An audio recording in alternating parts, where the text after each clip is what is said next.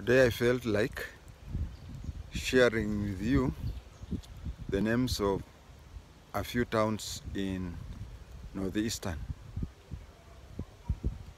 When I was working there in 1990, I knew many towns. Recently, I was writing them into my flash disk, and I took it to a cyber cafe where somebody unfortunately deleted everything. I'm trying to remember a few towns and share with you the names of those towns in northeastern. Let us start from Mandera. Mandera town is a very unique town. I was staying in a house at the border with Somalia, and my house, if you stretched your neck, you would see the Somali police station flag. And you see, police stations have two flags, the national and the police flag. You could see the Somali national flag and Somali police flag. I can say that I was within 200 meters of Mandera police station in Somalia. But Mandera is a town that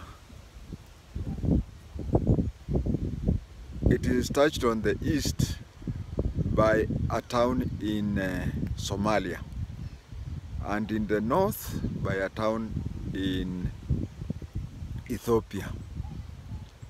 Now, it is just one town. Apart from the boundaries, there is the boundary, the wiring, and also towards Ethiopia, there is a river. You cannot know when you are crossing to the other place. Now, the Mandera town in Somalia is called Bulahawa.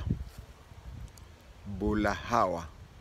Now, among Somalis, they call their estates Bula. So when you'll hear Bula Power, Bula Pesa, Bula everything. That is estate. Madaraka estate. In Somali they would say Bula Madaraka. Now Bulahawa, Hawa is an Islamic or even Kiswahili word for Eve, the wife of Adam. So Bulahawa means the estate of Mama Eve, our foremother. You come to Mandera. Mandera town is composed 90%. I'm not talking of people who have migrated there, I'm talking of the natives there. 90% are Somalis from the Garen tribe. And 7 to 10% are Somalis from a tribe called Kona tribe. Yes, you heard me proper. Kona as Kona in Kiswahili and also Kona in English. Coincidentally, they are found at the tip, at the corner where the three countries meet, where Somalia, Ethiopia, and Kenya meet. So they are called Kona tribe. And the place where they are found, it is called BP1, border point 1. Now, when they were demarcating boundaries between Kenya and other countries, they decided to place there the first beacon where the three countries meet. So they called it border point 1. There is border point 2, that way. I do not know how many BPs there are, but at the right at the triangle is BP1. We come to the name Mandera. Mandera, for people who are Luhyas and people who are Luo, it may be easier for me to explain to you. There are these wild fruits which are very bitter. They the fruits are similar to dengu, but they are very bitter. When I was growing up, I used to eat them, but I can't eat them now. I don't know why I used to like them, and they were very bitter. Now Boranas, whenever they used to herd their cattle here or livestock here, they used to say, let us go to a place where, as the animals are herding, we can eat the fruits. So the Mandera is that fruit. If you take the fruits from the tree and place there, and then you place the ndengu, they look alike. So that is the name of Mandera.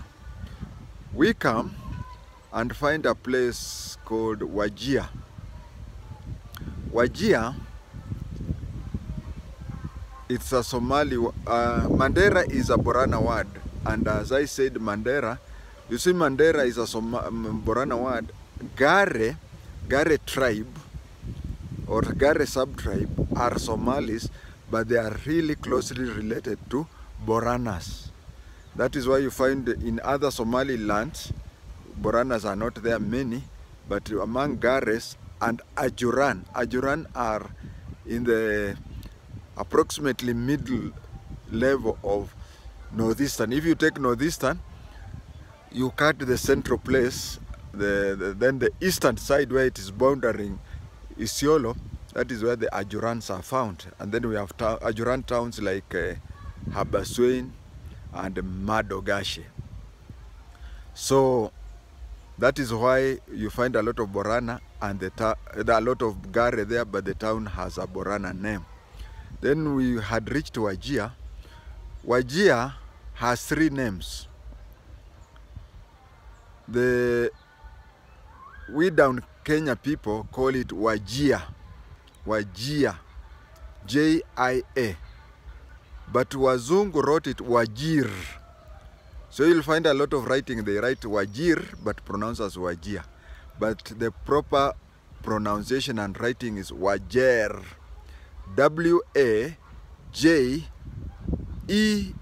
2 E's and then R. W-A-J, 2 E's and R, Wajir. Wajir, if you leave the Ngamia Club, you go to the hospital, and then from the hospital you go to the police line. As you go towards the district commissioner's office, or can we say county commissioner's office, there is a place where you'll find a borehole. This borehole is at a place called Olale. Olale is the place where this borehole is, and whenever there used to be drought of the highest order, this borehole has never ever dried up. So people used to like to bring their animals here, and as the animals were lining up to drink water, because the first come first served, so you come and find a lot of people, and then you are given a number, then you go sideways, and then you start gumzo, conversation, moshamanio, muhungano. Nowadays we call it bunge la wananchi. So you go there, and that is what Wajir means. Wajir means baraza, pahali pa mazungumzo, such and such things. From Wajir, you come and find there's a place called Laga, Boggle. Laga, Boggle. In hardship areas, we have a lot of dry riverbeds. And dry riverbeds in some of the Kenyan languages is called Laga. So in Somali, Boggle is 100. Somebody counted those boreholes, and when he reached that place, that was the 100th borehole. So that is what Laga Boggle is. Then you go down to a place called Haba, Swain. Haba, Swain is a similar name to Nakuru. Nakuru is in Kimasai and Haba, Swain is in Kisomali. Now Nakuru in Kimasai is Oloikur, and in Kisomali is Habas Weina. When a place is dry and there is wind, there is that windstorm, which in the Kikuyu it's called Ngomashia Aka. You'll find that it is common in Nakuru. In fact, one of the estates in Nakuru is called Kivumbini. So in Haba Swain, it is a place where there's so much of that. And then in Kisomali, Mzungu alishindo kusema Habas Weina. Then he said Haba Swain. Then when we go down, we get a town called Madokashi, or people call it Modogashi, but the real name is Madokashi. Now, I talked of Gare in Mandera being closely associated with Borana. And I said Ajuran are also closely related to Borana. Now, Ajuran have a clan called Gashe. Now this Gashe had their own borehole. So the borehole is called the borehole of the Gashe. Just like you can say Kizima cha Wabukusu. So Gashe is a sub-clan of the Ajuran sub-tribe. And they had a borehole, so they called it the Gashe's borehole. So it is Madokashi and not Modogashi. Then if you turn towards Isiolo, you'll find a place called Garbatula. Now saying Gashe's borehole or Gashe's well, that is in Kisomali. But when you go to Garbatula, there is a tribe called Garba. They have their own borehole. So when you say Garbatula, you say the borehole of the Garba in Kiborana. In Kiborana, now there are two boreholes. There is one in where Garbas are, so it is called Garbatula. And then there is another borehole where the Gashes are. It is called Madokashi. You go south and you come to now the major town. The major town is called Garissa. Garissa, I don't know why everything in Kenya they usually say that the town Muzungu alifanya hivi, you know where the Muzungu came. But it is said that a European came to Northeastern on a mapping expenditure, and he wanted to know the names of each and every place. And you know Somalis are very funny. If you park your vehicle, Land Rover during those days, nowadays I see Pro Box even in those areas, but if you park your vehicle facing east, you'll find when you want to leave, a Somali will come and ask for a lift. Now when he's asking for a lift in your vehicle, he will say Gar Isa. Gar is Gari, so Swahili for vehicle. Isa is space. So a Somali will ask you for if there is a space in the vehicle, Gar Isa. And then when you say, no, I just parked my vehicle, it was facing east, but I'm going to the west. He says, actually that is where I was going. That is where I was going. And you know, in Northeastern, from a town to another town, the nearest trading center to another is like from Nairobi to Naivasha. So you say my vehicle is pointing west, and I'm not going to Machakos, I'm going to Naivasha. He says that is where I was going.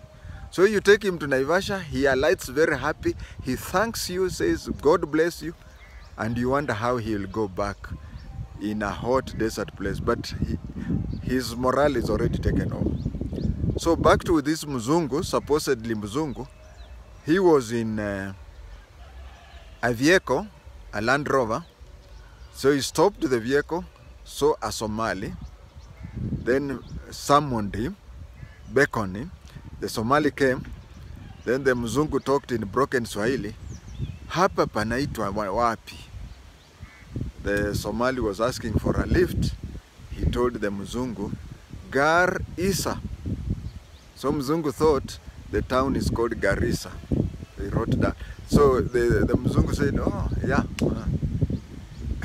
The Somali thought that he was being told that there is a space in the vehicle. So the Somali went to board the Land Rover at the back, but the Mzungu had taken off. I'm sure he cursed that Mzungu for assuring him that there is a space in the gari, but the Mzungu had thought that he had been told the town is called Garissa.